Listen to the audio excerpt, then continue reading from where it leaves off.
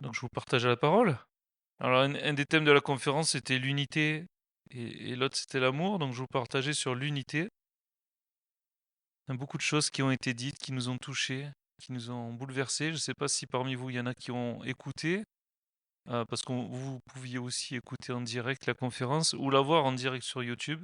Vous pouvez d'ailleurs voir les vidéos encore sur YouTube. Euh, voilà. Et du coup, par rapport à l'unité, je me disais que le ministère du diable, hein, c'était de diviser et de détruire les gens. Euh, alors comment chercher, trouver l'unité dans ce monde où chacun ne cherche que son propre intérêt, agrandir son territoire, avoir le contrôle du pétrole, du gaz, des territoires agricoles. Tout ceci pour s'enrichir. Ça semble tellement une folie à notre époque, hein, que le monde, les gens courent après encore ça. Et pourtant ça existe, hein. Il y a que peu de gens qui cherchent l'unité sans intérêt, sans arrière-plan. Alors oui, il y a eu les Jeux Olympiques qui ont été inventés, pardon, inventés. Un beau concept, hein, de compétition où toutes les nations se réunissent autour de simplement le fair play et le défi sportif. Une belle unité, euh, mais bon, ça reste une compétition qui est là pour peu de temps. Et euh, mais l'homme, hein, son cœur, c'est de rechercher le pouvoir, la maîtrise, la domination. Malgré l'économie mondiale, hein, l'équilibre ne plaît pas à tout le monde. Au contraire, au contraire, certains aimeraient être de plus en plus riches, écraser les autres et se voir numéro un mondial dans toutes les catégories en fait. Donc la mondialisation ne plaît pas. Et l'unité peut se trouver aussi à s'opposer à Dieu, vouloir être l'égal à Dieu, et on l'a vu déjà avec la tour de Babel, et je veux dire dans toutes les catégories de ce qu'on peut voir, bien souvent les hommes s'unissent pour faire une opposition à Dieu. On s'unit au nom du wokisme, on s'unit au nom de la laïcité, on s'unit au nom de toutes ces choses-là qui s'opposent à Dieu et qui font que l'homme se croit à la hauteur en fait, hein. Donc le diable a utilisé beaucoup d'associations, beaucoup de collaborations malsaines pour faire chuter, pour diviser ce qui est bon, ce qui est en nous. Et Dieu, dans tout ça, il a un ministère incroyable. Et moi, je peux vous dire que on a eu une soirée où tous les pays ont défilé, parce que c'était tous les pays d'Europe, voire du monde, qui étaient présents. Et j'étais vraiment saisi par Dieu qui m'a dit, regarde, regarde, regarde ce que tu vois. Et si vous allez sur YouTube, vous regarderez, il y avait le drapeau de la Russie à côté de celui de l'Ukraine, celui de l'Iran à côté de celui des États-Unis et d'Israël. Mais où on peut voir une telle unité? Est-ce que le diable a gagné? Est-ce que le diable peut faire tout ça, peut faire chuter, peut continuer de nous diviser? Et si on a la foi, eh, le diable n'est pas content, d'accord? Dieu peut faire des choses incroyables dans notre vie. Ce qui est bon, qu'est-ce qui est bon? Ce qui est bon, c'est qu'on soit assemblés là devant le Seigneur, désirant de lui un réma. Ce matin, c'est ce qu'on cherche. Et le Seigneur veut nous parler. Euh, Cela veut dire que nous acceptons d'être soumis à la parole de Dieu, l'unité de l'Église, et que nous regardons tous dans la même direction. Le matin, pendant la conférence, on était 60 pasteurs de toutes nationalités. Et quand on regarde à tous ces pasteurs, on se dit, mais attends, lui, ok, lui il est âgé, lui il est jeune, lui il vit dans un autre pays, complètement autre chose. Et qu'est-ce qui nous unit? Et ce qui nous unissait, c'était la soumission à la parole de Dieu. Cette soumission, c'est pas un esclavage à des lois qui veulent que nous astreindre, faire des choses pour plaire à Dieu. Ceci, c'est la religion qui le font, hein. Et on a visité des églises orthodoxes et bien souvent on est resté sans mots devant ce qu'on voyait parce que c'est tellement triste. Euh, mais notre soumission repose sur le fait que Dieu nous aime et comme la soumission de la femme repose sur le fait que son mari l'aime, non pas parce qu'il faut faire les choses, mais on le fait par amour, et par amour, on fait bien au-delà de beaucoup de choses, hein. Donc il faut désirer cet amour aussi. Comme le peuple d'Israël, ils étaient unis que lorsqu'ils ont accepté l'amour de Dieu pour eux. Ce qui les a divisés, une nouvelle fois, c'est qu'ils ont refusé de reconnaître Jésus-Christ, de refuser de reconnaître le Messie, refuser de reconnaître l'amour de Dieu pour eux. C'est ce qui a mené leur dispersion, la destruction de Jérusalem en 70. Et nous sommes unis ce matin, non parce que nous aimons tous le foot ou une équipe de foot, hein, nous sommes unis parce que nous avons rencontré celui qui est la source de l'amour, celui qui veut que l'on ne forme qu'une seule église, une épouse prête pour les noces de l'agneau. C'est incroyable quand on y pense, hein. Nous sommes unis parce que nous regardons tous au même endroit. Nous sommes unis parce qu'on a le même amour scellé dans notre cœur. C'est incroyable, inconcevable. Hein, ce monde ne connaît pas cet amour, mais nous, on le connaît. Mais nous, on le rencontre. Mais nous, on le vit chaque jour dans notre vie. Chaque jour de notre vie, on peut ressouder cet amour. Et ce matin, on est revenu parce que c'est cet amour qui nous appelle. C'est cet amour qu'on veut connaître, qu'on veut reconnaître, qu'on désire encore plus de jour en jour. Matthieu 16, 18, il est dit, et moi je te dis que tu es Pierre et que sur cette pierre je bâtirai mon église et que les portes du séjour des morts ne prévaudront point contre elle. Donc ce monde se déchire pour la puissance et Dieu nous unit par amour. Et vous savez quoi? Le diable ne peut rien faire contre l'Église. Rien ne peut prévaloir, je vais y arriver, contre ce que fait le Seigneur. Hein, ce que fait le Seigneur, c'est une protection particulière. C'est la promesse de Dieu. Qu'est-ce que c'est la promesse de Dieu? Qu'est-ce que Dieu a dit qu'il fera? Il a dit qu'il nous préparait une place, et il le fera. Et il est en train de le faire. Et ça, c'est notre espérance. Est-ce qu'on le croit que Dieu prépare une place pour qu'on le rejoigne un jour? Euh, Dieu a dit qu'on est le sel de la terre. Et c'est ce qui... euh, c'est vous. C'est vous qui allez parler, témoigner, donner soif, conserver les Écritures, donner de la saveur à la vie routinière des gens. Ce monde en a marre de travailler, ce monde en a marre de la routine, de tourner en rond, ils veulent des choses en plus. Les jeunes aujourd'hui, ils veulent gagner de l'argent et faire des vacances toute l'année. Et il n'y a pas que les jeunes d'ailleurs. Mais nous sommes le terre, le sel de la terre. Nous sommes le sel de ce monde. Et on peut amener une raison de vivre. Ma raison de vivre est que Dieu veut m'utiliser pour toucher des nations. Ma raison de vivre est que je peux avoir une relation avec le Dieu trois fois saint, le Dieu très haut.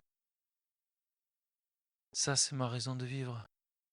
Et quand je dis toucher des nations, ça peut être simplement toucher une personne et qui, elle, va amener des dizaines et des centaines de personnes. On a eu des témoignages comme ça. Et je veux dire, c'est tellement incroyable, inconcevable. Comment moi, Dieu peut dire que je suis le sel? Comment moi je peux amener du goût à cette vie, à la vie des gens?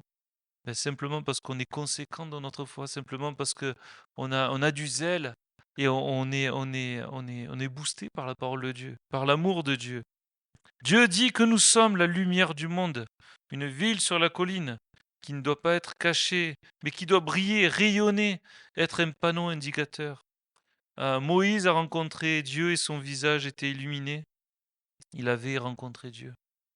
2 Corinthiens 4,6 car Dieu, qui a dit la lumière brillera du sein des ténèbres, a fait briller la lumière dans nos cœurs pour faire resplendir la connaissance de la gloire de Dieu sur la face de Christ.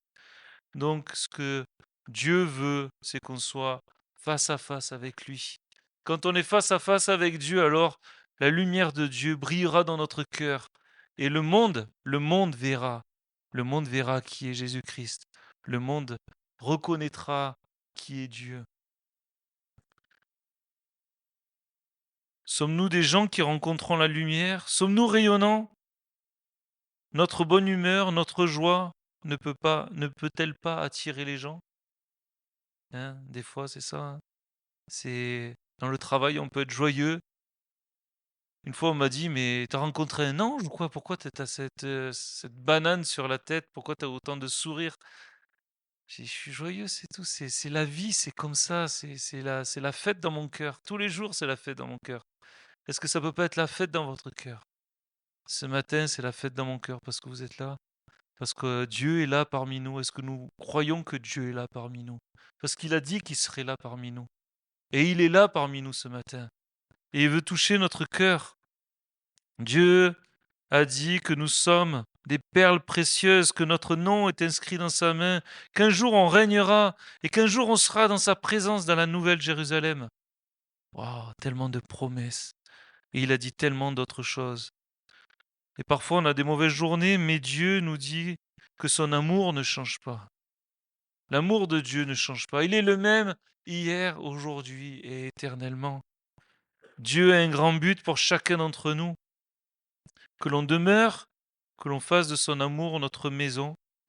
Jean 15, 5 à 9, il est dit: Je suis le cep, et vous êtes les sarments.